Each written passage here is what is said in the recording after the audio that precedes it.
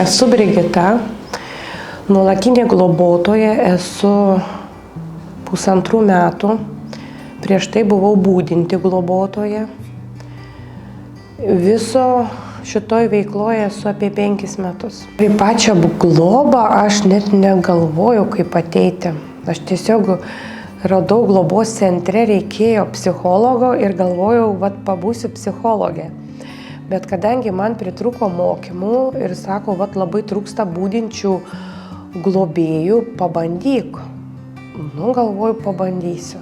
Tai taip ir gavosi, tas toks spontaniškai, įdomu iš pat pradžių, pabandysiu, pabaigsiu mokslus ir pajausiu, ar noriu, ar nenoriu, kaip su savim.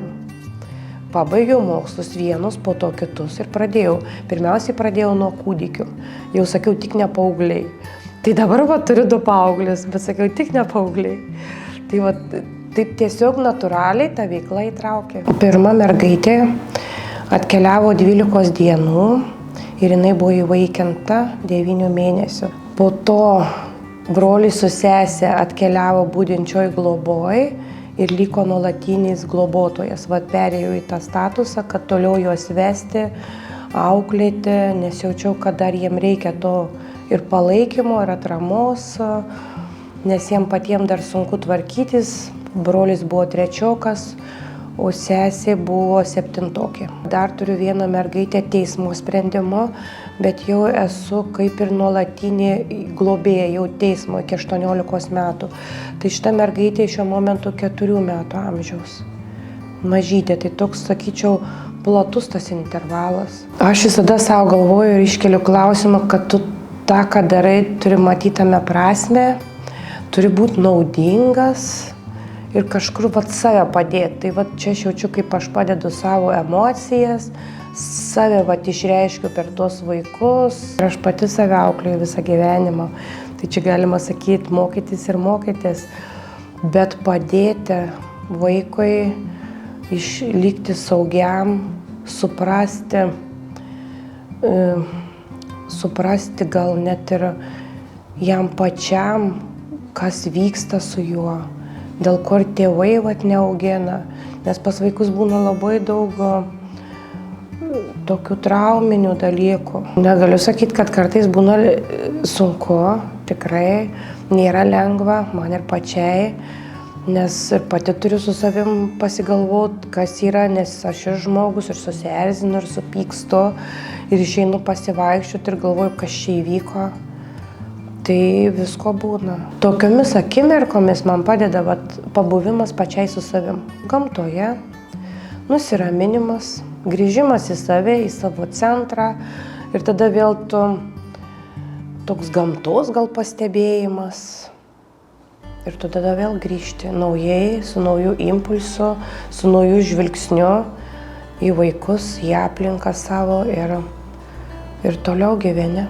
Tas pats buvimas, ar ne, toj veikloj, kad pasiteisina, tai tikrai pačiam, ką aš pati savo jaučiu, esu daug lankstesnė, minkštesnė, kažkoks platus žvilgsnis, tu nebevertini, nes situacijų gali būti įvairiausių ir tu negali, tu iš vis nieko negali net planuoti, nedėlioti ir svarbiausia neturėti niekam lūkesčių.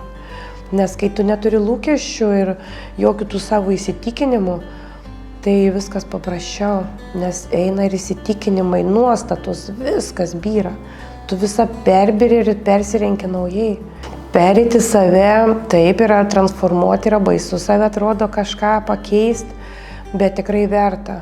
Nes tu už tų durų, kurios yra uždarytos kartais gyvenime, atsidarai, tu pamatai, kad tu turi labai daug to lobio viduj, o tu uždaręs gali pragyventi visą gyvenimą ir nesuprast, kad ten buvo pridėta visko bent pačios savęs. Nes mes labai daug patys ir nuo savęs paslėpiam, uždarom, nematom, nes ir mes esam žmonės tiek ir tie. Ir aš pati jaučiu, kad ir pas mane ten ir traumų buvo giliai, ir paslėpta, ir uždaryta, ir jos labai gražiai sukyla, iškyla. Ir yra momentas, kaip aš sakau, dabar tvarkykis, pradėk nuo savęs ir po to galėsi kitam padėti. Visai neseniai dabar turėjau klausimą, gal prieš porą savaičių, iš vis kaip tu gali mylėti svetimus vaikus. Ir aš ėjau su tuo klausimu ir galvoju, o kaip aš galiu mylėti svetimus vaikus? Bet tada sakau, o kas yra iš vis meilė? Kaip tą meilę mes suprantam, yra knygos net išleistos, labai skirtingai žmonės supranta meilę. Tai va aš vėl perleidau per save ir pasigalvojau, kas yra meilė, kaip aš vaikus matau, kaip aš juos priimu. Man atrodo, kad šitas žodis svetimi net netinka, svetimų vaikų nėra. Jie yra tiesiog vaikai, tik vieni turi tėvus, kiti neturi. Kaip vieni daugiau turi savo gyvenime, gali turėti, kiti mažiau gali turėti, bet čia yra vaikai. Man daugiau ta savoka, kad tai yra vaikai. Globojami vaikai, jie vis tiek kažkokį turi tą tokį, aš nežinau, statusą, atsitraukia. Ar tiesiog visuomenė bijo, šito ir nežinau dar. Bet tokio daug neutralumo kartais jaučiu.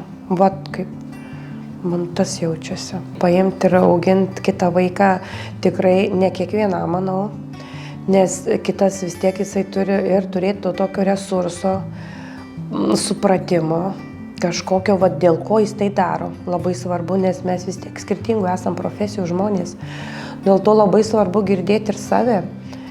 Nes atėjęs globojamas vaikas tikrai jis gali labai ir aplinką pakeisti.